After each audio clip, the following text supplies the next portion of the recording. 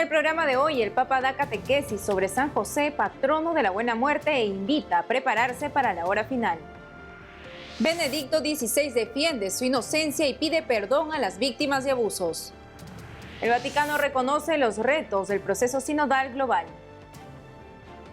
Hola amigos, bienvenidos a un programa más en EWTN Noticias. Hoy estaré acompañándolos debido a que mi compañero Eddie está ausente por algunos asuntos personales. Yo soy Natalie Paredes.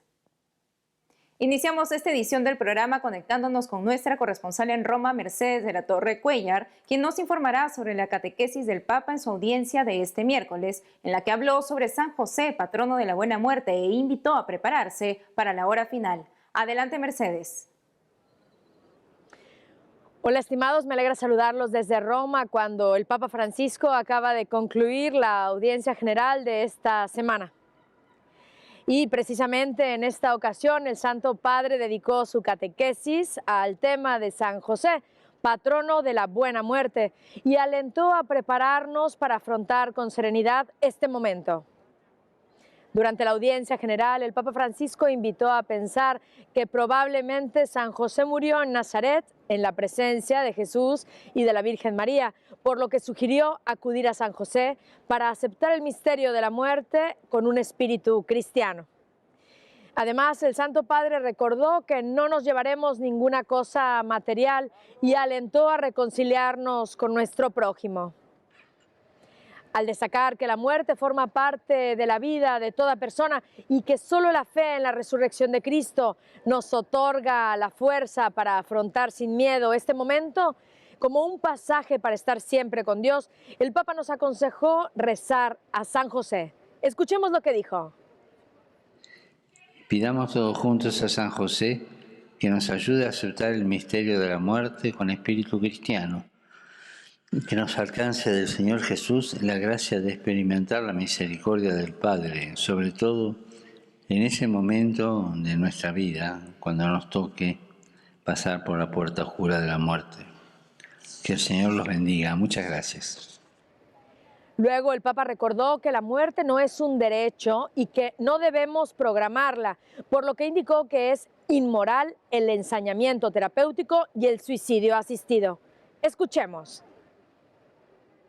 El Evangelio nos recuerda, además, que la muerte llegará como un ladrón cuando menos lo esperamos.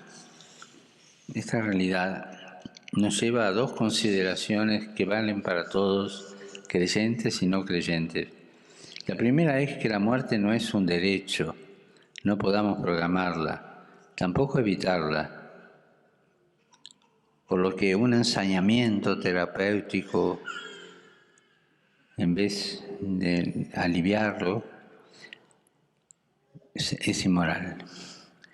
La segunda es que toda persona tiene derecho a la vida, a los cuidados médicos y a los cuidados paliativos, especialmente los ancianos, para afrontar la muerte de manera más humana. Luego el Papa Francisco invitó a rezar a la Virgen de Lourdes por los enfermos, por las personas que están agonizando y por los familiares de los fallecidos que están viviendo un luto. Y con esta invitación del Papa Francisco para prepararnos a vivir la muerte sin miedo y acudir a San José y a la Virgen de Lourdes, me despido por hoy. Informo para ustedes en EWTN, Mercedes de la Torre Cuéllar. Hasta la próxima. Continuando con las noticias, el Papa emérito Benedicto XVI defendió su inocencia y pidió perdón a las víctimas de abusos. Veamos. En una carta publicada este martes 8 de febrero, el Papa emérito Benedicto XVI pidió personalmente perdón a las víctimas de abusos dentro de la Iglesia y respondió a un informe que cuestionaba su gestión de los casos durante su mandato como arzobispo de Múnich entre 1977 y 1982. En la carta de casi 1000 palabras, Benedicto XVI señaló que su dolor es aún mayor debido a su gran responsabilidad y expresó que tanto más grande es su sufrimiento por los abusos y errores que se han producido durante el tiempo de su mandato en los respectivos lugares. Al respecto de la misiva, esta ha sido publicada junto a un documento en el que se reafirma la inocencia del Papa emérito. Dicho análisis, compuesto de 3 hojas y firmado por 4 de sus asesores, 3 canonistas y un abogado experto en libertad de expresión, es una respuesta a las críticas recogidas en el informe sobre abusos cometidos en la arquidiócesis de Múnich y Freising entre 1945 y 2019 y que fue presentado el pasado 20 de enero. En su carta, Benedicto XVI expresó que cada vez comprende más la repugnancia y el miedo que Cristo experimentó en el Monte de los Olivos cuando vio todo lo terrible que tendría que superar interiormente. Asimismo, indicó que el hecho de que los discípulos estuvieran dormidos en ese momento es, por desgracia, una situación que también se repite hoy y por la que también se siente interpelado. De esta manera, Benedicto XVI escribió que pronto se enfrentará al juez definitivo de su vida. Además, dijo que aunque pueda tener muchos motivos de temor y miedo al mirar hacia atrás en su larga vida, se alegra sin embargo porque cree firmemente que el Señor no solo es el juez justo, sino también el amigo y el hermano que ya ha sufrido él mismo sus defectos y es por tanto, como juez, también su abogado. Y en la siguiente nota les contamos que en un comunicado el Vaticano reconoció los retos del proceso sinodal a nivel global. Veamos. En un reciente comunicado, el Vaticano reconoció que el esfuerzo de la Iglesia por escuchar a los 1.340 millones de católicos de todo el mundo a través de un proceso sinodal se enfrenta a desafíos. Tras una reunión del Consejo Ordinario del Sínodo de los Obispos a fines del mes de enero, una declaración fue publicada en estos días en la que se señala que muchos de los fieles perciben este proceso sinodal como un momento crucial en la vida de la Iglesia y como un periodo de aprendizaje, así como una oportunidad para la conversión y la renovación de la vida eclesial, pero que al mismo tiempo también han surgido diversas dificultades. De hecho, aseguraron que se constatan temores y dudas entre algunos grupos de fieles y entre el clero, así como la existencia de cierta desconfianza entre los laicos que dudan de que su contribución sea realmente tenida en cuenta.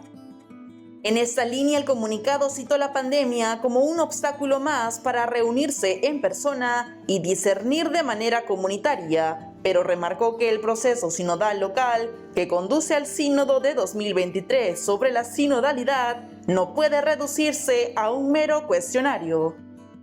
Cabe mencionar que a pesar de los desafíos, los organizadores informaron que la participación entre las conferencias de obispos católicos en todo el mundo ha sido alta y se han realizado esfuerzos para traducir los documentos del sínodo a muchos idiomas locales.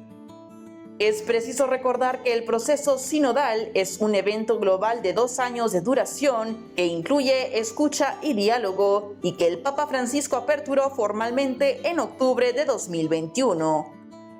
La primera etapa del Sínodo de la Sinodalidad es una fase diocesana que se espera que dure hasta el 15 de agosto de 2022. Al final del proceso actual, está previsto que se celebre una asamblea del Sínodo de los Obispos en Roma en octubre de 2023 para elaborar un documento final que asesore al Papa.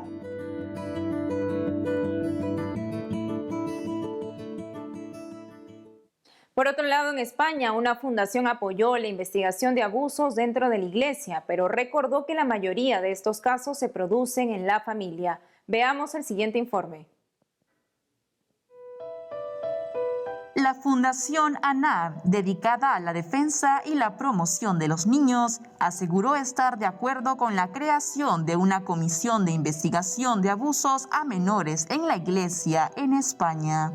Sin embargo, el organismo internacional con sede en Madrid precisó también que deberían investigarse todas las instituciones donde hay menores, es decir, colegios, centros deportivos o centros de tutela, ya que, según explicaron, la mayoría de los abusos se dan dentro de la familia. Y es que de acuerdo a lo subrayado por Benjamín Ballesteros, director de programas de la Fundación ANAR, es esencial que se investigue y que se establezcan protocolos de seguridad que disminuyan las probabilidades de que el abuso sexual se vuelva a cometer, pero recordó que el 80,8% de los abusos a menores se producen dentro del círculo de confianza. Es preciso mencionar que en el año 2021, ANAR, institución no gubernamental, apolítica y aconfesional, publicó un informe en el que se recogieron más de 6.000 casos de abusos a menores que tuvieron lugar entre los años 2008 y 2019 en España. Cabe señalar que en una reciente entrevista concedida al diario El Confidencial, el arzobispo de Madrid, cardenal Carlos Osoro, aseguró que este mal es intolerable y que un solo caso de abuso en la iglesia ya es demasiado.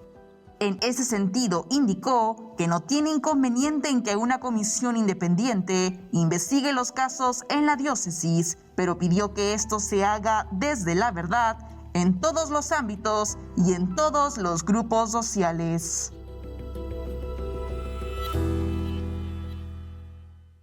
Siguiendo con más noticias, una reunión del Camino Sinodal Alemán, realizada hace poco, terminó con un llamado a permitir la bendición de parejas gays. Conozcamos los detalles. Una reciente reunión plenaria del Camino Sinodal de la Iglesia Católica en Alemania terminó con votos a favor de proyectos de texto que piden que se permita la bendición a las parejas del mismo sexo y que haya cambios en el catecismo sobre la homosexualidad. Entre los documentos aprobados y respaldados, los participantes estuvieron a favor de un texto titulado Celebraciones de bendición para parejas que se aman, con 161 votos a favor, 34 en contra y 11 abstenciones. Asimismo, respaldaron la discusión de un escrito sobre la reevaluación magisterial de la homosexualidad, según fue informado por CNA Deutsch, la agencia en alemán del grupo ASI. Este último documento señala que los pasajes 2357 al 2359 y 2396 sobre homosexualidad y castidad del catecismo deberían ser revisados como parte de una reevaluación de la homosexualidad. La votación se realizó el último día de la tercera reunión de la Asamblea Sinodal, el órgano supremo de toma de decisiones del Camino Sinodal en Frankfurt, en el suroeste de Alemania. Como se sabe, el Camino Sinodal es un controvertido proceso de varios años que reúne a obispos y laicos de Alemania para discutir la forma en que se ejerce el poder en la Iglesia, la moralidad sexual, el sacerdocio y el papel de la mujer. La Congregación para la Doctrina de la Fe del Vaticano declaró en marzo de 2021 que la Iglesia no tiene el poder de bendecir las uniones entre personas del mismo sexo.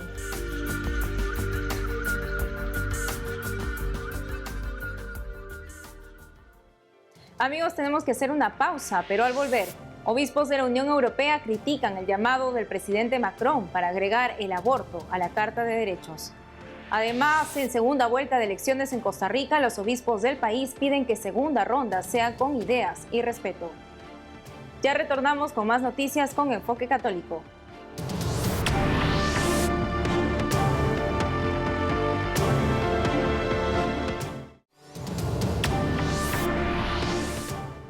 Bienvenidos nuevamente al programa.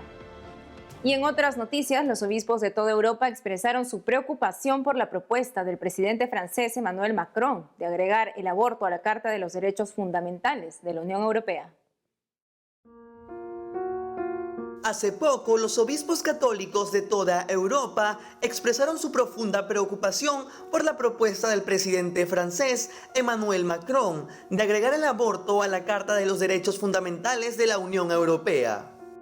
En una reciente declaración, la presidencia de la Comisión de las Conferencias Episcopales de la Unión Europea señaló que no existe un derecho al aborto contemplado en el derecho europeo o internacional. Asimismo, los prelados afirmaron que intentar cambiar aquello con un supuesto derecho al aborto en la Carta de los Derechos Fundamentales no solo va en contra de las creencias y valores europeos, sino que sería una ley injusta, sin fundamento ético y destinada a ser causa de conflicto perpetuo entre los ciudadanos. Es preciso recordar que el presidente Macron dijo recientemente a los miembros del Parlamento Europeo en Estrasburgo, al este de Francia, que era necesario revisar la Carta de Derechos de la Unión Europea. Además, en junio del 2021, el Parlamento Europeo votó a favor de un informe que describe el aborto como atención médica esencial y busca redefinir la objeción de conciencia como una negación de atención médica.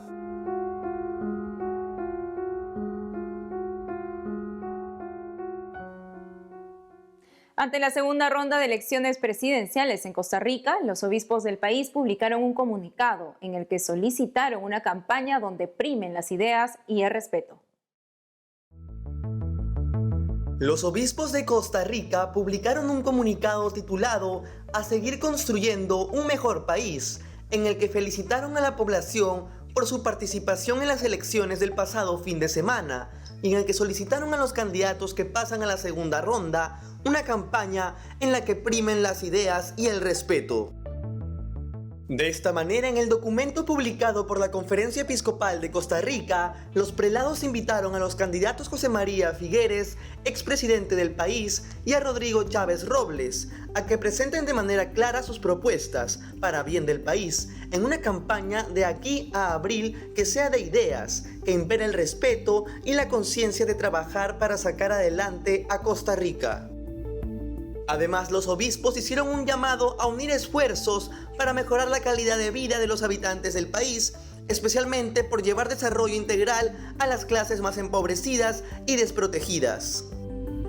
Es preciso destacar que, de acuerdo al Tribunal Supremo de Elecciones, José María Figueres del Partido Liberación Nacional reunió el 27.3% de los sufragios escrutados, mientras que Rodrigo Chávez Robles, del Partido Progreso Social Democrático, obtuvo el 16.7%. Ambos participarán en la segunda ronda del domingo 3 de abril. Asimismo, según informó el diario costarricense La Razón, el abstencionismo alcanzó el 40%, el más alto en la historia de las elecciones nacionales. Finalmente, los prelados alentaron a defender la democracia y que impere el deseo de trabajar por el bien común. En el marco de la Jornada Mundial de Oración y Reflexión contra la Trata de Personas, el obispo de Vitoria, en España, Monseñor Juan Carlos Elizalde, exhortó a cambiar de vida a los grupos criminales de explotación de personas. En el marco de la Jornada Mundial de Oración y Reflexión contra la Trata de Personas, el obispo de Vitoria, en España, Monseñor Juan Carlos Elizalde, envió una nota en la que apela a quienes dirigen grupos criminales de explotación de personas a cambiar de vida por su propio bien y por el bien de las víctimas. Como se sabe, esta jornada en particular se celebra en la festividad de Santa Josefina Vaquita, esclava sudanesa que sufrió todo tipo de torturas. Por eso, el obispo de Vitoria, como responsable del Departamento de Trata de la Iglesia Española, animó a tomar conciencia de esta forma de esclavitud que ha aumentado durante la pandemia y que afecta especialmente a mujeres, niñas, adolescentes y jóvenes. En ese sentido, Monseñor Elizalde destacó la importancia de frenar a los grupos criminales y les invitó a abandonar el pecado que cometen con cada mujer y niña que sufre un infierno por sus acciones y decisiones. Además, recordó una frase de Santa Josefina Vaquita, cuando al ser preguntada sobre si odiaba a quienes tanto le habían hecho sufrir, ella respondió: "Rezo mucho por ellos, para que el Señor, que ha sido tan bueno conmigo y tan generoso, lo sea también con ellos, hasta el punto de convertirlos y salvarlos a todos". Finalmente, Monseñor Juan Carlos Elizalde agradeció el trabajo de miles y miles de personas que están trabajando contra la trata desde la Iglesia y estamentos judiciales, policiales y ONGs en favor de la justicia y de las víctimas.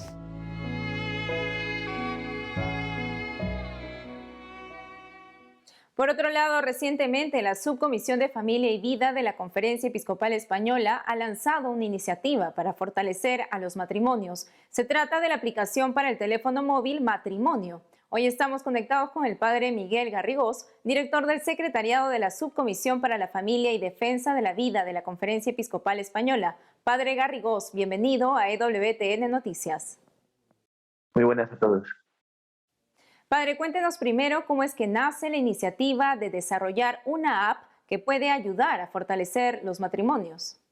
Pues la idea surge en el contexto de la preparación de la Semana del Matrimonio, que se va a llevar a cabo en todas las diócesis de España del 14 al 20 de febrero de este año 2022, que estamos también en este contexto del Año Familia Amoris Laetitia convocado por el Papa Francisco. Pensamos que era una manera muy hermosa, ¿no? Tener esta celebración del matrimonio en todas las diócesis, y pensando cómo llegar a los hogares, creímos que esta idea de una aplicación para dispositivos móviles podía ser una idea muy buena. En este contexto, ¿cómo ha sido el proceso de creación de la app? ¿Cuáles han sido los retos a los que se han enfrentado para realizarla? Bueno, pues ha sido un trabajo muy bonito porque ha sido un trabajo en colaboración con las delegaciones de familias de varias diócesis españolas y bueno, lo que nos planteábamos sobre todo era que el contenido de esta aplicación, por así decir, lo más importante de esta aplicación es un retiro en casa que se plantea del 14 al 20 de febrero, durante la Semana del Matrimonio, pensando que si ofrecíamos este retiro en las parroquias durante 7 días iba a ser bastante complicado que los matrimonios pudieran participar. Y sin embargo, si lo hacíamos a través del dispositivo móvil, pues se facilitaba todo mucho. Entonces, por así decir, el núcleo, el corazón de esta aplicación es este retiro en casa para matrimonios y después habrá otros materiales también, testimonios, tareas para hacer el matrimonio, un calendario de fechas también para ver las iniciativas de las delegaciones de familia, una propuesta de películas para ver el matrimonio con un comentario después. Estos son un poco los contenidos pensados para esta aplicación. Finalmente, padre, ¿qué consejos podría darle a los matrimonios que debido a esta pandemia se han visto afectados por diversas crisis que han pasado en familia? Yo creo que me parece que el principal consejo que podemos dar es poner a Jesucristo en el centro del matrimonio.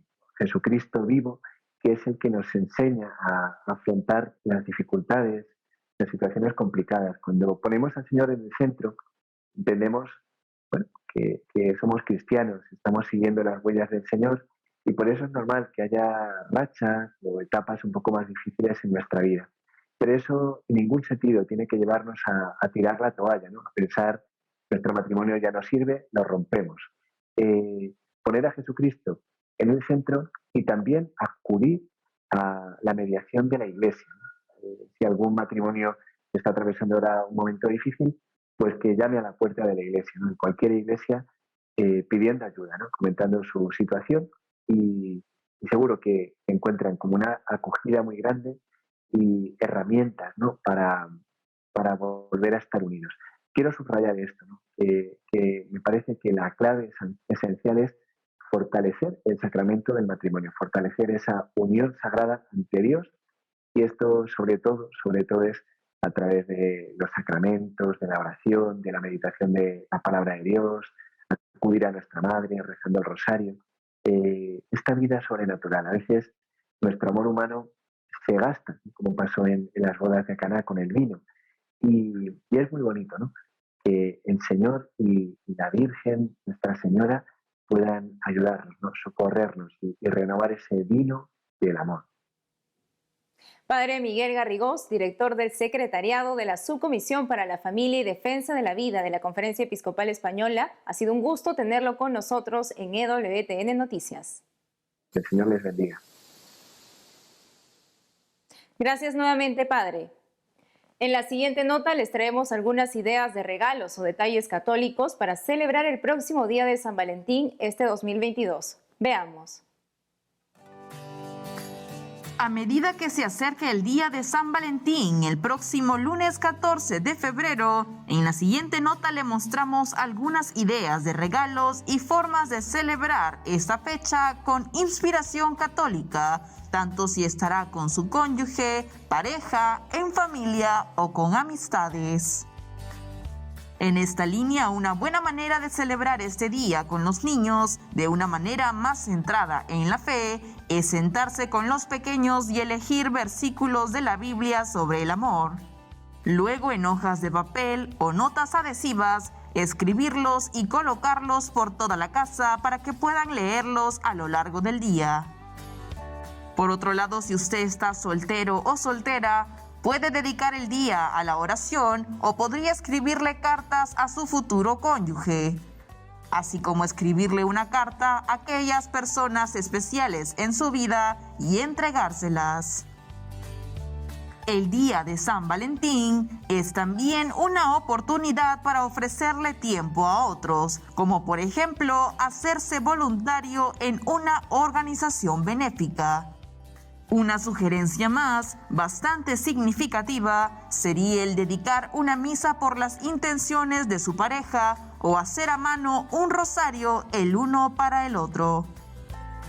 Finalmente, esta fecha también es una excelente ocasión para recitar juntos una oración a San Valentín o empezar el día con la oración del acto de amor, la cual va así: Señor Dios, te amo sobre todas las cosas y amo a mi prójimo por ti, porque tú eres el bien supremo, infinito y perfecto, digno de todo mi amor. En este amor pretendo vivir y morir.